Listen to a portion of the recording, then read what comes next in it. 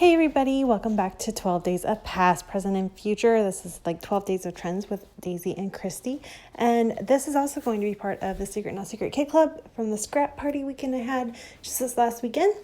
And combining the two. So today's theme is rainbow. And we are in the present right now. How major are rainbows? They're everywhere, right? Like absolutely everywhere. So we felt like this was something we definitely had to highlight. And it just happened to work with one of the challenges from the weekend that I was doing as with the party. Now I am, I was participating in team challenges, which means this was like a special scrap party where we had teams.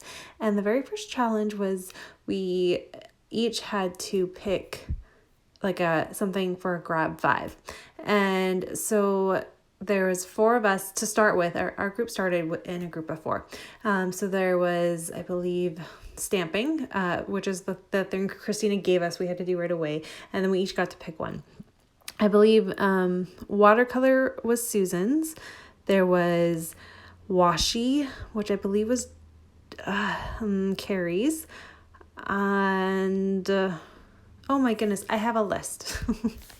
The list will come up. I swear, I've got it. But anyway, so I'm starting with watercolor, and this is how I'm going to do my rainbow. And I'm doing a very non-traditional rainbow because I really feel like with this series with Daisy, it's fun to show you how you can take a trend and maybe switch it up just a little bit. It may not be a major switch up, and sometimes I'm not switching things up at all.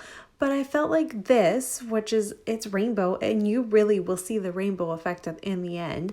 But it doesn't have to start with like a big old rainbow or doing stripes down the way in the colors of the rainbow. You don't have to do it that way. You can have fun and do it in different ways as well.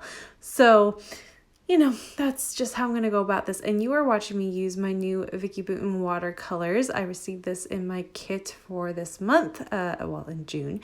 And I was just playing. That was the first time I've ever used them. And if you haven't used them yet, and you're looking to get them, a little tiny bit goes a long, long, long, long way. So they are very similar to mermaid markers, except the colors are better, if that kind of helps any. I really, really love these. And it was a nice surprise in my kit, actually. I wasn't expecting them, so I've been having fun playing with them.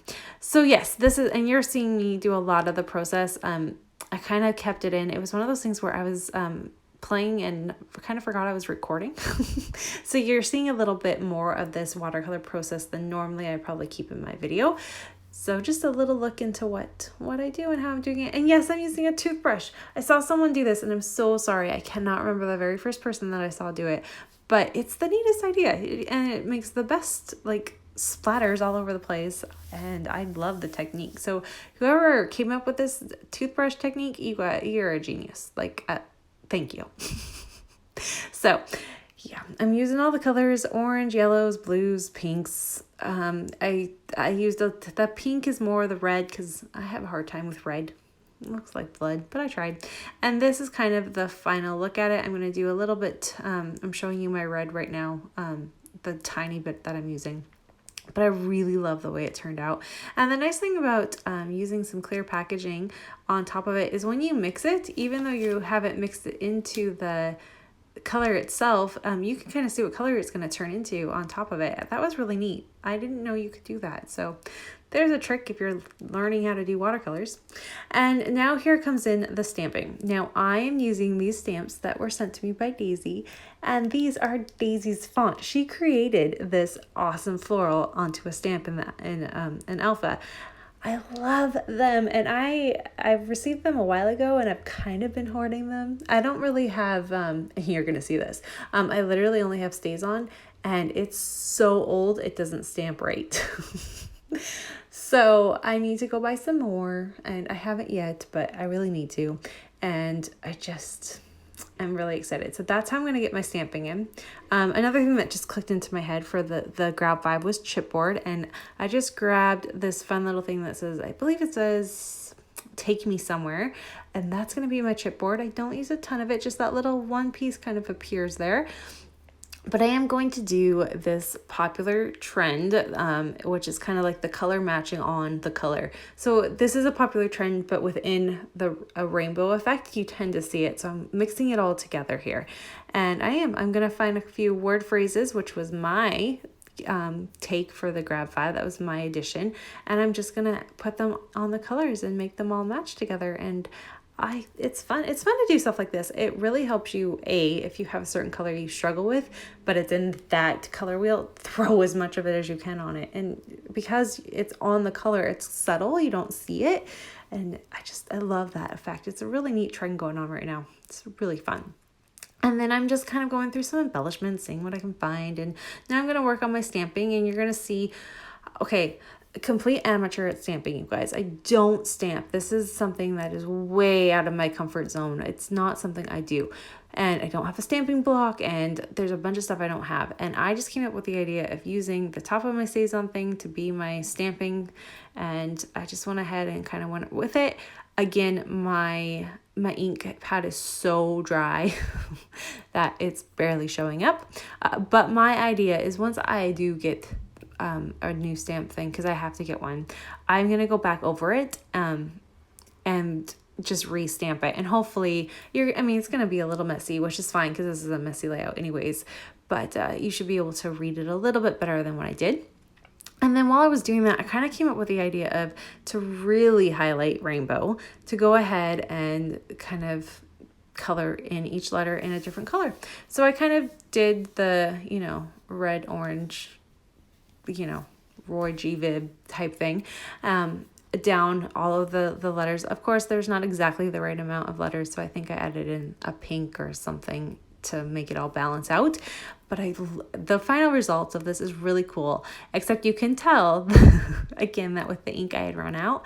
And the two last colors that I use, which are the purple and blue, they're a little bit more of a saturated color. And so they overtook the stamping I had done. Again, it's all going to be good. And really, unless I told you something, you may not even have noticed it. I don't know. I really love the way it turns out though. So then my next idea here is, I love the idea of out chasing rainbows. How fun of a title is that? And I've seen it somewhere. I mean, it's kind of been in the themes of products lately, and I'm sure there's been some other scrappers that have used the title. Not an original title by any means, but I just really loved it, and so I'm going to go ahead and use it. And I'm using my alphas from my kit, from the Secret Not Secret Kit June kit that I received, and oh my gosh, I can't explain to you how much fun I had creating this layout. It was just fun. I just played and I love it. And while I'm doing this right now, let me just, kind of give you my little info. Make sure you check out Daisy's layout. She's giving me a little sneak of what hers is going to be, and it's awesome.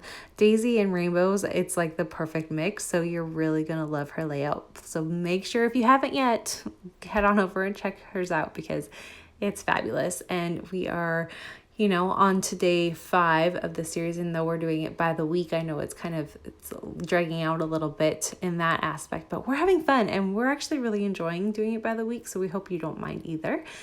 And yeah, so make sure you check it out. Her link will be in my description box. They're not always in the description box right away. I know I've had a couple people message me, yes, I know.